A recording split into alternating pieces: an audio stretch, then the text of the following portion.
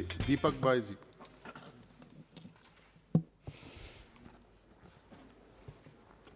माननीय सभापति महोदय, आपने मुझे रेलवे बजट पर चर्चा करने की अनुमति की, इसलिए आपको बहुत बहुत धन्यवाद। माननीय सभापति महोदय, देश के बजट पर रेल का बजट एक महत्वपूर्ण बजट है माननीय सभापति महोदय, क्योंकि यह रेल का बजट इस रेलवे के माध्यम से पूरे देश में रोजगार का बहुत बड़ा साधन है और इसके अलावा देश की सरकार के लिए आय के लिए भी एक बहुत बड़ा साधन है। लेकिन माननीय सभापति महोदय, कोविड-19 के लॉकडाउन में जब 23 मार्च 2020 को पूरे देश में रेलवे को बंद कर दिया गया, उस समय असफल लॉकडाउन को पूरे देश ने देखा है। माननीय सभापति महोदय, जनता सड़क पर आ गई, सरकार चैन से नींद सो रहा था। सरकार को पता नहीं कि देश में कितने मजदूर किस प्रदेश से किस प्रदेश में चले गए काम करने, कि देश के अंदर अन्य प्रदेश या देश के बाहर अन्य देशों में चले गए। इस सरकार के पास आंकड़ा भी नहीं था। माननीय सभापति महोदय, जब पूरी जनता सड़कों पे आई तो सरकार की नींद खुली। माननीय सभापति महोदय, मोदी सरकार के बाद उसके बाद पूरे मजदूर पैदल चलने लग गए, तो पूरी सरकार ने मिलकर, पूरे प्रदेश की सरकारों ने मिलकर केंद्र सरकार से कहा कि हमें ट्रेन दीजिए, कि हमारे मजदूरों हमको लाना है। माननीय सभापति महोदय, केंद्र सरकार ट्रेन देने में आनाकानी की। केंद्र सरकार के पास यात्रियों को लाने के लिए पैसा नहीं है, उनको देने के लिए किराया नहीं है। माननीय सभापति महोदय, मैं धन्यवाद देता हूं हमारी नेता माननीय श्रीमती सोनिया गांधी जी को। उन्होंने ऐलान किया पूरे देश में मजदूरों का किराया कांग्रेस पार्टी देगा।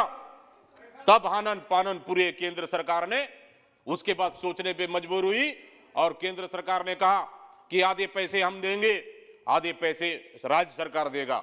माननीय सभापति महोदय, निश्चित रूप से मैं और एक धन्यवाद दूंगा कि हमारे मुख्यमंत्री माननीय भूपेश बघेल, छत्तीसगढ़ मुख्यमंत्री माननीय भूपेश बघेल जी को, जिन्होंने छत्तीसगढ़ के मजदूर अन्य प्रदेशों में फंसा हो या अन्य प्रदेश के मजदूर छत्तीसगढ़ में फंसा हो,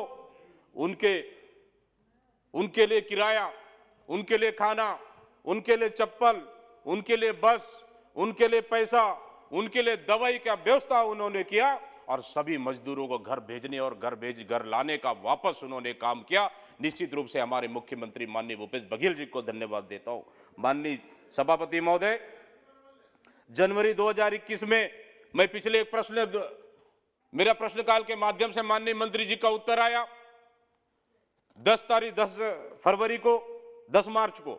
माननीय सभापति महोदय, पिछले वर्ष की तुलना में जनवरी 2021 की तुलना में 34,700 करोड़ रुपए रेलवे को घाटा हुआ है और वहीं पे हमारी बस्तर जोन जगदलपुर स्टेशन में 1082 करोड़ रुपए का भी घाटा हुआ है, इन्होंने उल्लेख किया है।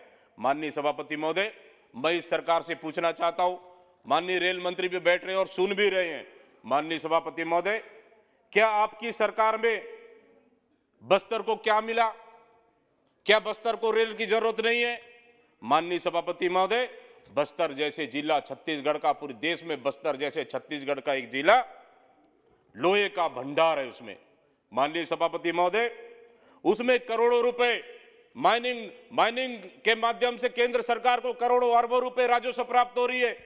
माननीय सभापति महोदय, सिर्फ माइनिंग ट्रांसपोर्टिंग के माध्यम से, एनएमडीसी और एसआर के ट्रांसपोर्टिंग के माध्यम से महीने में 300 करोड़ रुपए इस सरकार को, रेलवे को मिल रहा है, सिर्फ ट्रांसपोर्टिंग किराया। माननीय सभापति महोदय, हमारी लोहा जापान, कोरिया और विदेश को जा रही है, लेकिन बस्तर को क्या मिला, मैं अभी भी पूछ रहा हूं केंद्र सरकार से। माननीय सभापति महोदय, क्या बस्तर के अमीर धरती के लोग, क्या बस्तर अमीर धरती के, क्या गरीब लोग ही रहेंगे बस्तर से? मैं पूछना चाहता हूं माननीय मंत्री जी, एक वर्ष में 3,600 करोड़ रुपए सिर्फ राजस्व मिल रहा है यहाँ पे किराया से। क्या आप यात्री ट्रेन बस्तर के लिए एक यात्री ट्रेन नहीं दे सकते आप? क्या बस्तर के आदिवासियों को ये यात्री ट्रेन के लिए उनको अधिकार नहीं है? क्या बस्तर का आदिवासी यात्री ट्रेन में बैठ के विशाखापट्टनम, दिल्ली, रायपुर नहीं जा सकता? माननीय सभापति महोदय, मैं कहना चाहता हूं इस सरकार से, बस्तर को रेल सुविधा नहीं तो खनिज संसाधन भी नहीं। माननीय सभापति महोदय, मैं बंद रेल पिछले समय हमारे यहां 5 ट्रेनें चलती थी माननीय सभापति महोदय, जगदलपुर से समलेश्वरी एक्सप्रेस, जगदलपुर से भुवनेश्वर हीराखंड एक्सप्रेस, जगदलपुर से Rourkela express, Kirandul Visakhapatnam night express, ये पूरे बंद हुए माननीय सभापति महोदय। ठीक है, कोरोना काल में बंद हुआ, पूरे देश की ट्रेनें बंद हुआ माननीय सभापति महोदय। क्या आज अनलॉक में धीरे धीरे खुल रही है? क्या बस्तर को नहीं मिलना चाहिए? बड़े निवेदन के बाद माननीय मंत्री जी ने एक रेल सेवा यात्री उन्होंने चालू किए, उनके लिए धन्यवाद दे रहा हूं मैं आपको माननीय सभापति महोदय। और उसके लिए भी क्या किया आप लोगों ने? स्पेशल ट्रेन के नाम से 40% किराया ज्यादा वसूली कर रहे हैं आप। माननीय सभापति महोदय, मैं कहना चाहता हूं माननीय मंत्री जी से, जो बंद पड़ी 4 ट्रेनें आप जल्द से जल्द चालू कराइए, ताकि बस्तर की जनता, बस्तर के आदिवासी, बस्तर की लोगों का भी रेल सुविधा का लाभ मिल सके। माननीय सभापति महोदय, दिल्ली राजहरा, मैं 2 मिनट में अपनी बात खत्म कर रहा हूं माननीय सभापति महोदय। माननीय सभापति महोदय, दिल्ली राजहरा रावघाट जगदलपुर रेल लाइन पिछले 10 साल से अधिक काम चल रहे हैं। उसके लिए माननीय मंत्री जी से व्यक्तिगत रूप से चर्चा भी किया मैं। माननीय सभापति महोदय, 10 साल से अधिक हो गए, वो रेल की पटरी बिछने में अभी तक लग गए, कितने साल और लगेंगे? क्या रायपुर, दिल्ली राजहरा, क्या जगदलपुर ये रेल लाइन जुड़ेगा?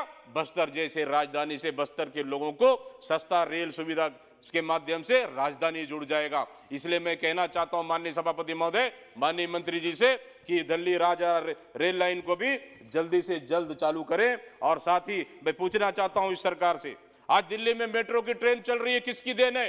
क्या आपने मेट्रो, ये देश में एक मेट्रो ट्रेन भी चलाया आपने आलोचना करने के लिए बहुत कुछ आपके पास है। माननीय सभापति महोदय, आपने रेलवे को निजीकरण, रेलवे को बेचने का काम किया। क्या आपने रेलवे बनाया है? आपने बेचने का काम कर रहा है। माननीय सभापति महोदय, मैं अंत में कहना चाहता हूं, निश्चित रूप से बस्तर जैसे पिछड़ा नक्सल क्षेत्र, जंगली क्षेत्र, पहाड़ी क्षेत्र, आदिवासी क्षेत्र, वहां पे आज भी रेल सुविधा की आवश्यकता है। माननीय मंत्री जी, आपसे निवेदन करता हूं मैं कि हम लोग वहां पे खनिज संसाधन से भरपूर बस्तर, केंद्र सरकार को लाखों अरबों करोड़ों रुपए का राजस्व दे रहे हैं, आप बस्तर को रेल सुविधा दीजिए। निश्चित रूप से बस्तर वासियों का अधिकार है, अन्यथा हम लोग इस सरकार के खिलाफ में आंदोलन करने के लिए मजबूर हो जाएंगे। इसलिए मैं अंत में बहुत बहुत धन्यवाद देते हुए मैं अपने वाणी को विराम दे रहा हूं। धन्यवाद।